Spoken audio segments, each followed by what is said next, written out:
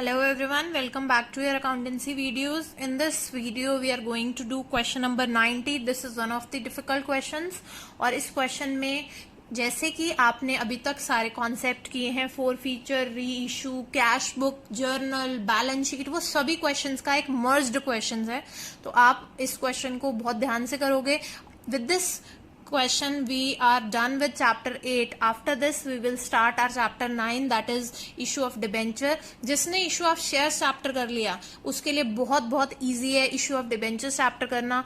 and ये चीज का आप ध्यान रखना कि आपके यही chapters अगस्त में आपके टेस्ट में आएंगे इन द मिडल वीक, जो आपका सेकेंड वीक होगा अगस्त में, उसमें आपका टेस्ट है एंड आपका सिलेबस भी वही है जो आप जुलाई मंथ में कवर अप कर रहे हो.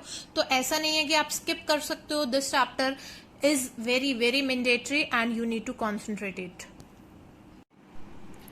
Now beta, look at last question of this video and this chapter, question number 90. This is one of the difficult questions of this chapter. In this question you are asked to prepare journal, cash book and balance sheet, all three of them. Whenever cash book is asked in the question, you have to make clear in your mind that all those entries which involve bank will go to cash book separately, and those entries which do not involve bank account, so those will be recorded in journal. In this question, Max Limited invited application for 2 lakh equity share of rupees 10 each to be issued at 20% premium. हमेशा हम face value जो 10 रुपए है उसके ऊपर 20% निकालते हैं, premium आ जाता है हमारा, यानी कि 2 रुपए का प्रीमियम है. द मनी पेएबल पर share was application 5, allotment 4, including premium of 2, यानी कि 2 रुपए की कैपिटल है और 2 रुपए का प्रीमियम है. First call 2 and final call ₹1. Application were received for 2,40,000 shares and allotment was made as follows. To the applicants for 1 lakh shares in full, मतलब उनको 1 लाख वालों को 1 लाख shares हम दे रहे हैं. To the applicants of 80,000, 60,000 and the applicant of 60,000, 40,000 shares are allotted. Means all the shareholders are divided into 3 categories. Applicants for 1,000 shares falling in category 1. First वाली जो category है वहां तो प्रो राटा अप्लाई ही नहीं हो रहा. जिसने अप्लाई किया था 1 लाख के लिए, हम पूरे शेयर्स के अलॉटमेंट कर रहे हैं. तो हमारी जो फर्स्ट कैटेगरी है वहां पे अप्लाइड और अलॉटेड शेयर सेम है 1000. उसके बाद जो सेकंड कैटेगरी है इसमें एप्लीकेंट्स फॉर, जब ये वर्ड गिवन हो, एप्लीकेंट्स फॉर 1200 शेयर्स, मतलब those were applying for 1200 shares, we need to calculate number of shares allotted. Number of shares allotted का आपको फॉर्मूला पता है. अलॉटेड निकाल रहे हैं तो न्यूमरेटर में अलॉटेड रहेंगे और डिनोमिनेटर में अप्लाइड. यहाँ पे एक पॉइंट बहुत इंपॉर्टेंट है. अब आप टोटल अप्लाइड और अलॉटेड को नहीं लोगे, आप उस पर्टिकुलर कैटेगरी को लोगे. Here in category second, total applied is 80,000 and total allotted is 60,000. उसके हिसाब से हम शेयर्स निकालेंगे, तब हमें पता लगेगा कितने शेयर होल्डर्स थे जिन्होंने सेकेंड कैटेगरी से डिफॉल्ट किया था. फेलिंग टू पे अलॉटमेंट, मतलब उन्होंने अलॉटमेंट नहीं पे की, and their subsequent failure to pay first call, the shares were forfeited. हम अब उनके शेयर्स को फॉरफिट करेंगे किस टाइम पे? After the first call. Holder of 1200 shares falling in category 3. अब थर्ड कैटेगरी की बात हो रही है. होल्डर ऑफ, जब होल्डर बोल दिया जाता है मतलब ये शेयर्स उनको अलॉट हो चुके हैं. हमें अलॉटेड और अप्लाइड शेयर्स निकालने की जरूरत तब पड़ती है अगर हमें क्वेश्चन में बताया हो कि the excess money used on application is to be use towards allotment, and if there is surplus हम उसको फर्स्ट कॉल में भी यूज करेंगे. इस क्वेश्चन में तो बोला ही नहीं है कि हम सरप्लस फर्स्ट कॉल में यूज करेंगे. हम अपनी एनालिसिस टेबल की हेल्प से देखेंगे कि कुछ अमाउंट एक्स्ट्रा तो नहीं बच रहा अलॉटमेंट के बाद भी. उनके शेयर्स को हम फॉरफिट कर रहे हैं after first and final call, मतलब हमें फर्स्ट कॉल में डिफॉल्ट दिखाना है, उसके बाद फाइनल कॉल में भी डिफॉल्ट दिखाना है, उसके बाद शेयर्स को फॉरफिट करना है.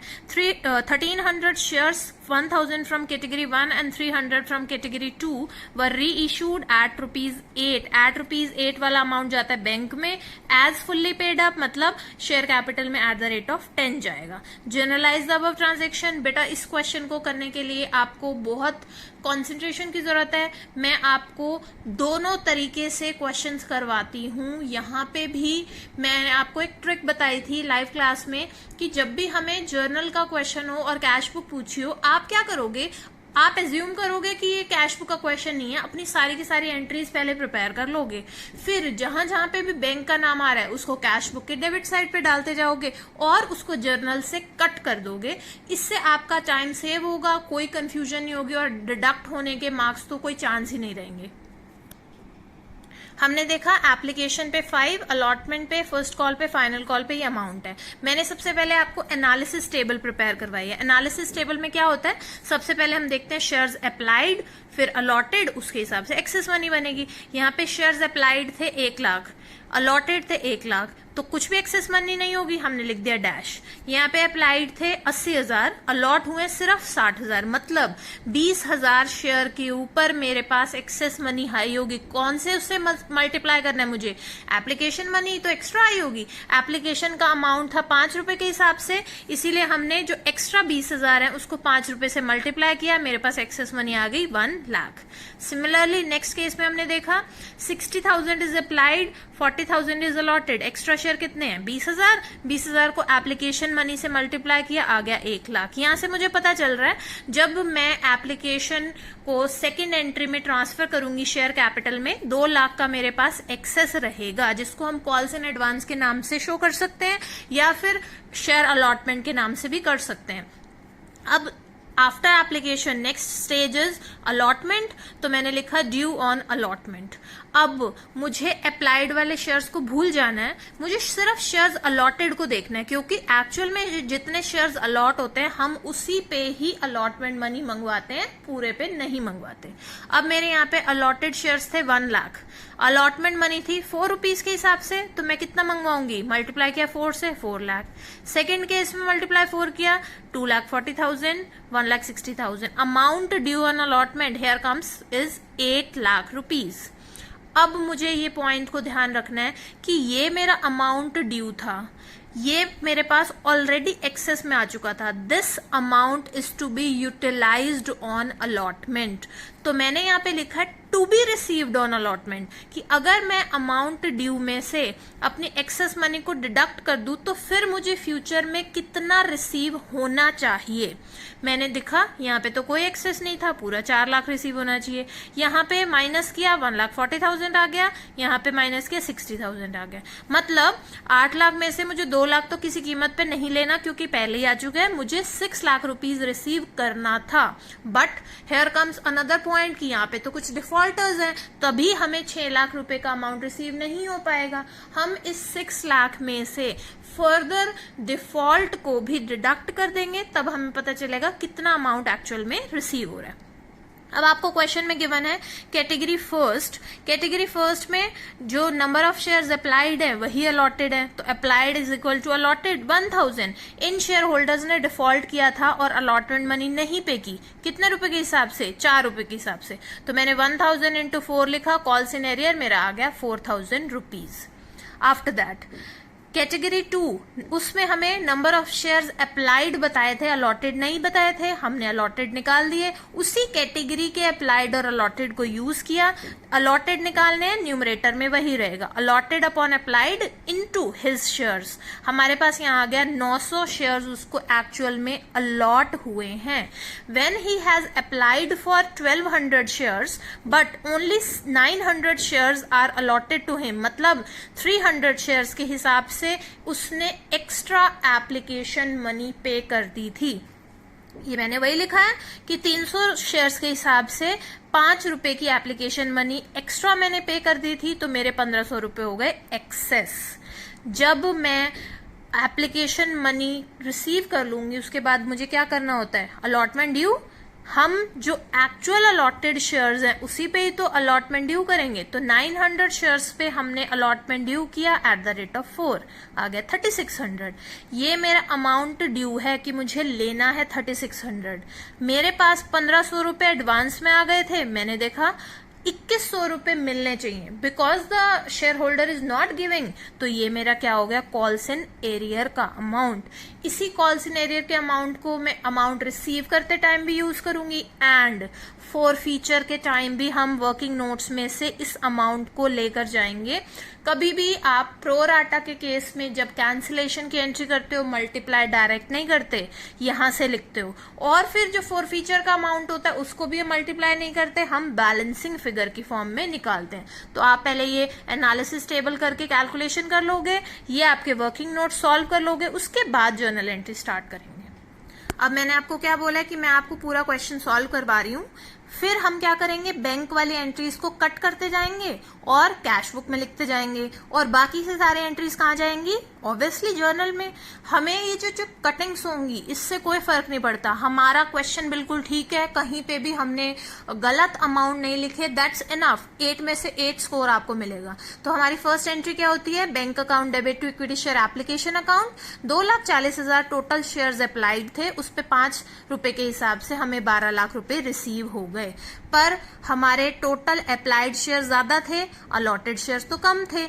जितने शेयर्स हम अलॉट कर रहे हैं उतने शेयर्स के हिसाब से ही एप्लीकेशन मनी ट्रांसफर की जाती है। तो हमने लिखा share application account debit 12 lakh, to share capital 2 lakh into 5 and to share allotment 2 lakh. आप अपनी एनालिसिस टेबल को खोल के देखोगे तो हम एक्सेस मनी वाले कॉलम से भी देख सकते हैं कि हमारा 2 लाख रुपए एक्सेस था, जिसको हम फर्दर अलॉटमेंट में यूज कर रहे हैं, इसीलिए मैंने लिखा टू शेयर अलॉटमेंट।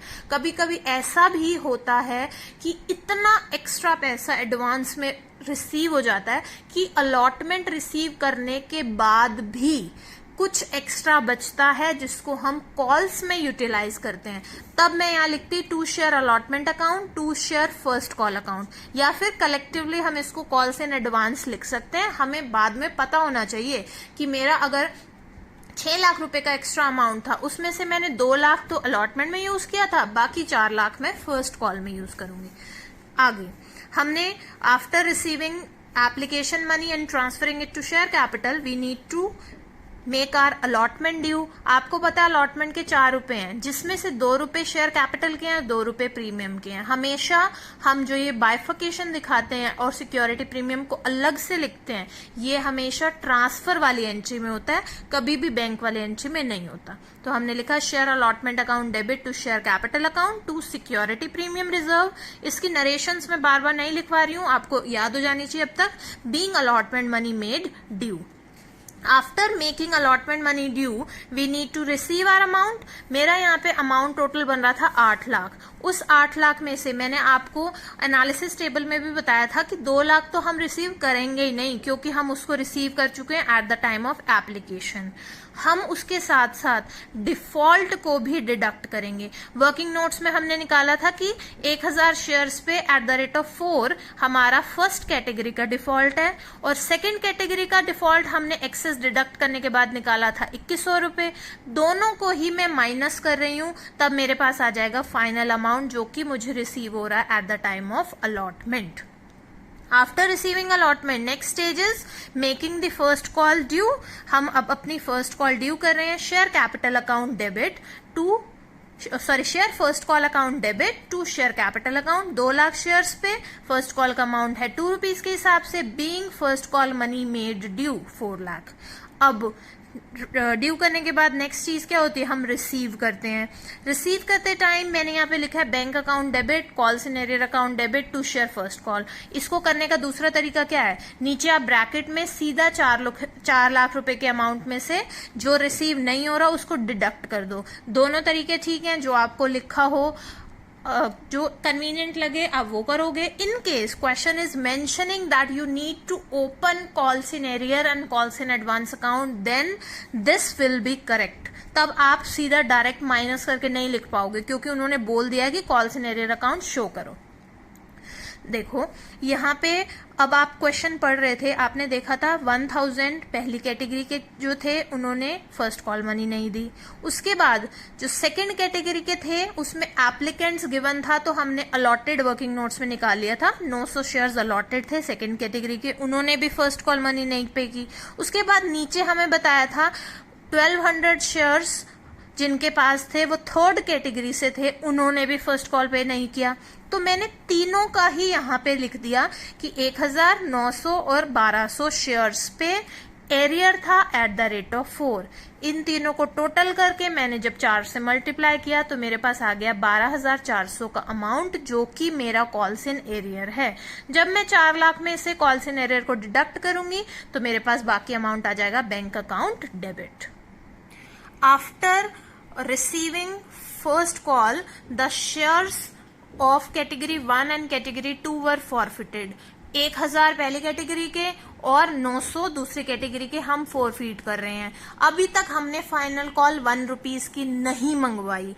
तो आपका ये कौन सा केस है? हमें सिक्योरिटी प्रीमियम रिजर्व जो अलॉटमेंट के टाइम था वो भी रिसीव नहीं हुआ, तो हम सिक्योरिटी प्रीमियम रिजर्व को भी डेबिट कर रहे हैं। कॉल्ड अप मनी कितनी हुई? 10 में से 1 नहीं आया तो बाकी बचा 9।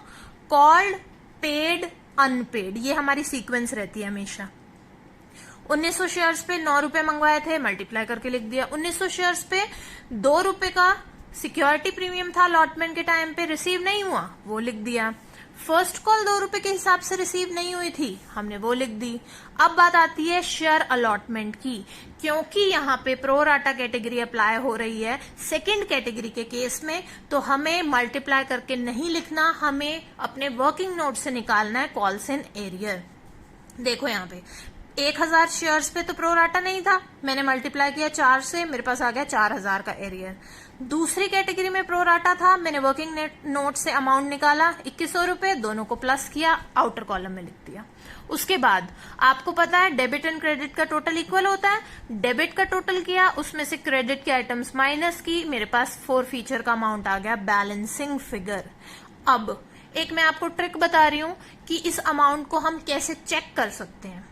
चेक करना अगर आपको जरूरी लगता है, यू कैन डू दैट। इसको चेक करने का एक तरीका है, देखो जो 1000 शेयर्स थे और जो सेकेंड कैटेगरी के 900 शेयर्स थे, दोनों ने ही एप्लीकेशन मनी पे की थी। यस, 1900 शेयर्स पे एट द रेट ऑफ 5 मेरे पास एप्लीकेशन मनी आई हुई थी, तो मैं उसको लिखूंगी। एक चीज। दूसरी चीज, जो मेरी सेकेंड कैटेगरी है उसमें एप्लीकेशन के साथ साथ कुछ एक्सेस मनी भी आई हुई थी। यस, आई हुई थी। अगर मैं 1900 शेयर्स पे जो एप्लीकेशन मनी आई है उसको और एक्सेस मनी को एड अप कर दूं तो मेरे पास अल्टीमेटली यही अमाउंट आएगा शेयर फॉर फीचर में। आप करके देख लेना कि कभी भी आपके अगर शेयर्स डिफॉल्ट में है, प्रो राटा कैटेगरी है, आप एप्लीकेशन मनी रिसीव हो गई उसको लिखो, प्लस उसमें एक्सेस मनी कर दो, आपका फॉर फीचर का अमाउंट आ जाएगा। आप उसको चेक भी कर सकते हो। अब हमने शेयर कैपिटल कैंसिल कर दी, being shares cancelled for non payment. After this final call was made due. अब यहाँ पे याद रखने वाला पॉइंट क्या है, मैंने मेरे 2 लाख शेयर्स में से 1900 शेयर्स को कैंसिल कर दिया, तो मुझे उनके ऊपर फाइनल कॉल मंगवाने का कोई राइट नहीं है, हम उसके ऊपर फाइनल कॉल नहीं मंगवाएंगे। अब हम शेयर फाइनल कॉल ड्यू करेंगे 1,98,100 शेयर्स पे at the rate of 1। Share final call account debit to share capital account. After this हमें रिसीव करना है बैंक में अमाउंट। अब आपने देखा था फर्स्ट एंड सेकंड कैटेगरी तो ऑलरेडी कैंसिल हो चुकी है, बट थर्ड कैटेगरी के जो 1200 शेयर्स थे उन पे हमें फाइनल कॉल रिसीव नहीं हुई थी एट द रेट ऑफ 1। हम डिडक्ट करेंगे, आ गया final amount. After final call the share holders of third category were also forfeited, हम उनको फॉरफिट कर रहे हैं। Share capital account debit to share forfeiture account to share first call to share final call. 12,000 रुपए, क्योंकि हम अब पूरे 10 रुपए मंगवा चुके हैं फाइनल कॉल के। मैंने यहाँ पे सिक्योरिटी प्रीमियम का नाम कहीं भी नहीं लिखा। कोई इसके पीछे का रीजन जानता है? क्योंकि सिक्योरिटी प्रीमियम हम रिसीव कर चुके थे, तो ना मैं उसको डेबिट में दिखा रही, ना मैं उसको क्रेडिट में दिखा रही। आप देखोगे फाइनल कॉल का 1 रुपीज, फर्स्ट कॉल का 2 रुपीज, और उससे पहले क्या क्या है, एप्लीकेशन एंड अलॉटमेंट। एप्लीकेशन का 5 रुपए और अलॉटमेंट का मैंने 2 रुपए ही लिए, 4 रुपए नहीं लिया, क्योंकि सिक्योरिटी प्रीमियम ना मैं डेबिट में दिखाऊंगी ना मैं क्रेडिट में दिखाऊंगी, उसको मैंने क्रॉस कर दिया है। तो share capital account debit, share for feature, first call and final call के नाम से हमने एंट्री कर दी। आफ्टर दिस हमें क्वेश्चन में बोला है कि हम उन शेयर्स में से 1300 शेयर्स को री इश्यू कर रहे हैं एट द रेट ऑफ 8, 1000 पहली कैटेगरी के हैं और 300 दूसरी कैटेगरी के हैं। मैंने उनको अलग अलग से री इशू करके देखा क्योंकि मुझे कैपिटल रिजर्व कैलकुलेट करने में दिक्कत ना हो। तो हमने देखा 8 रुपए के हिसाब से बैंक में अमाउंट जाएगा, फुल्ली पेड अप लिखा है तो 10 रुपए के हिसाब से शेयर कैपिटल में गया और 2 रुपए के हिसाब से शेयर फॉरफीचर में गया। सेम बैंक में हमने 300 शेयर्स पे @8, @10 शेयर कैपिटल में और फॉरफीचर में लिखा @2। अब यहाँ पे एक और चीज आती है कि हमें कैपिटल रिजर्व के अमाउंट को कैलकुलेट करने में अगर दिक्कत हो तो हम क्या करते हैं, उनकी फॉरफीचर की एंट्री को भी अलग अलग करके देख लेते हैं। मैं यहाँ पे आपको फॉरफीचर की एंट्री भी अलग अलग करके दिखा रही हूँ कि 1000 शेयर्स पहली कैटेगरी के, 900 शेयर्स दूसरी कैटेगरी के, मैं अलग अलग फॉरफीट कर रही हूँ। अलग अलग फॉरफीट करेंगे तब भी हमारे पास यही अमाउंट्स आएंगे कि 9 रुपए की कॉल्ड अप कैपिटल थी, 2 रुपए का सिक्योरिटी प्रीमियम था। पहली कैटेगरी में तो प्रोराटा था ही नहीं, तो हम सीधा मल्टीप्लाई करके लिखते गए कि 5 रुपए का एप्लीकेशन मनी आ गई थी तो वो फॉरफीचर में चली गई, 4 रुपए की अलॉटमेंट मनी नहीं आई और 2 रुपए की फर्स्ट कॉल मनी नहीं आई।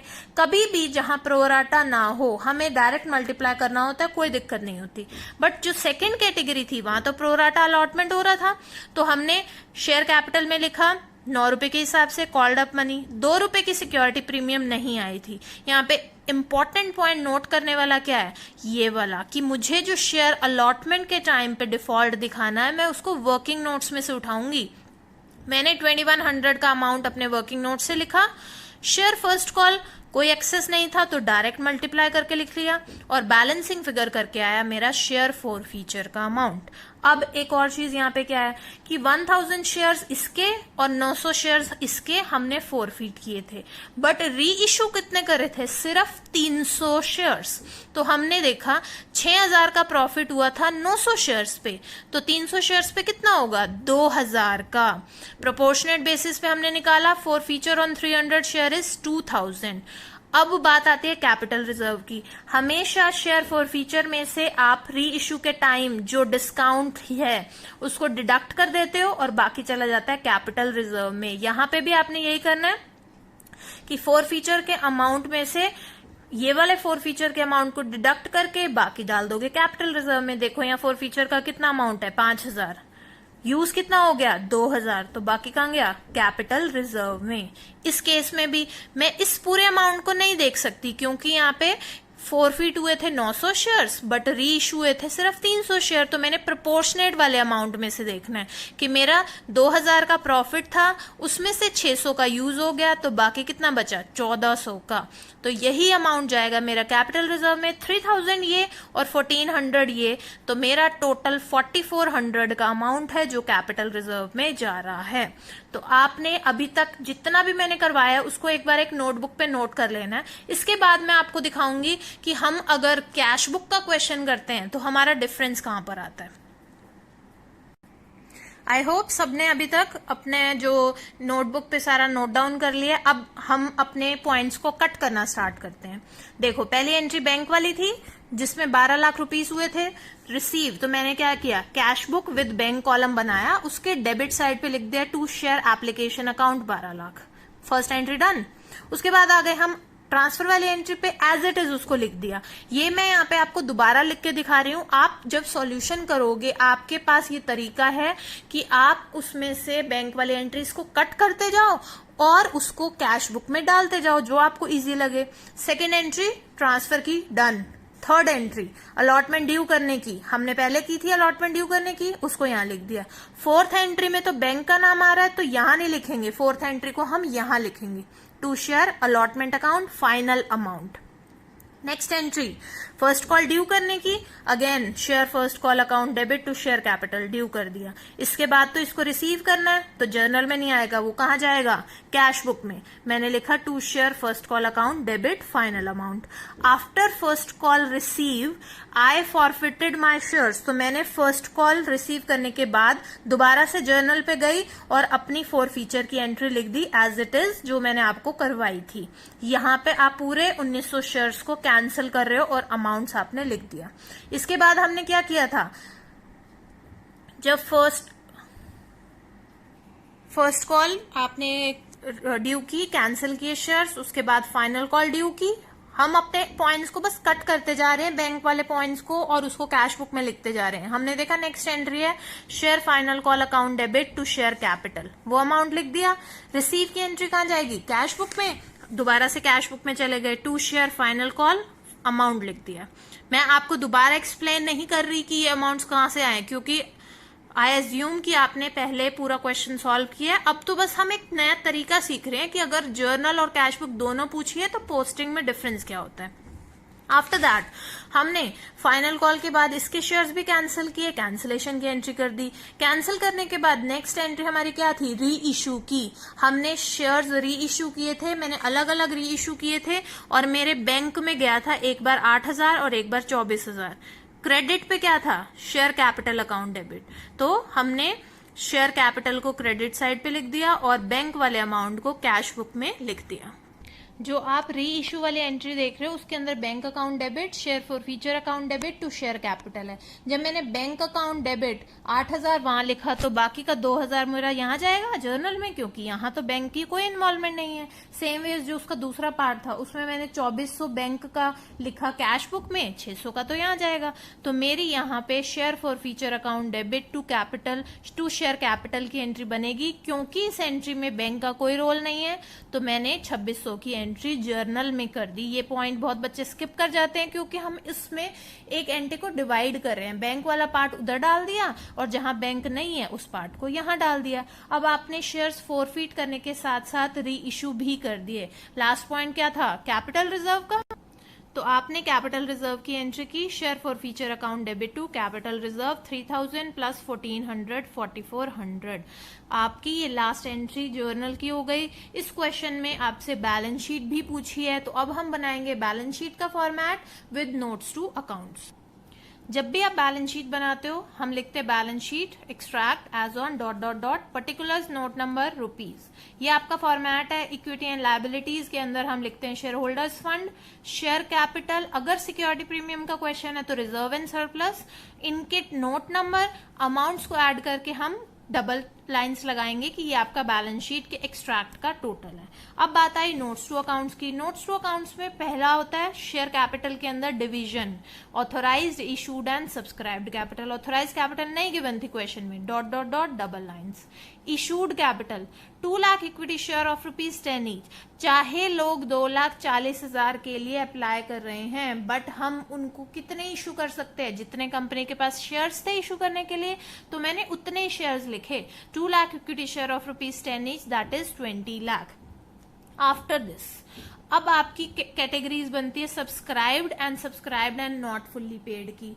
नॉट फुल्ली पेड की कैटेगरी तभी तक बनती है अगर आप अपने शेयर्स को कैंसिल ना करो। अगर आप अपने शेयर्स को कैंसिल कर दो तो नॉट फुल्ली पेड की कैटेगरी तो बची ही नहीं, क्योंकि वो शेयर्स आप कैंसिल कर चुके हो।